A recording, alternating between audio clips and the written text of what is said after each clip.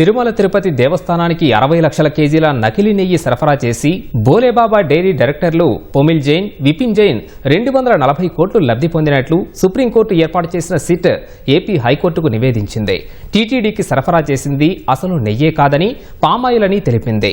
ఆవు నెయ్యి మాదిరి రంగు, సువాసన వచ్చేందుకు పామాయిల్లో వివిధ రసాయనాలను కలిపారని పేర్కొంది.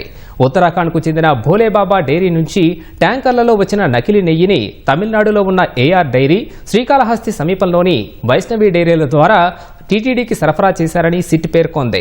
టీటీడీతో నెయ్యి సరఫరాకు ఏఆర్, వైష్ణవి డైరీ ఒప్పందం చేసుకున్నప్పటికీ తెరవనక కథను భోలేబాబా డైరీ డైరెక్టర్లు పొమిల్ జైన్, విపిన్ జైన్ నడిపించారని సిట్ వివరించింది. నకిలీ నెయ్యి సరఫరాకు సహకరించిన ఏఆర్, వైష్ణవి డైరీలకు భోలేబాబా డైరెక్టర్లు కేజీ నెయ్యికి 300 రూపాయల కమిషన్ ముట్టజెప్పారని పేర్కొంది. నేర తీవ్రతను దృష్ట్యా నిందితుల బెయిల్ పిటిషన్లను కొట్టేయాలని సీబీఐ న్యాయవాది కోరారు. ఇరువైపులా వాదనలు ముగియడంతో వైష్ణవి డైరీ సీఈఓ అపూర్వ వినయకాంత్ చావడా బెయిల్పై తీర్పు రిజర్వ్ అయింది. పొమిల్ జైన్, విపిన్ జైన్ వ్యాజ్యాలపై విచారణ గురువారానికి వాయిదా పడింది.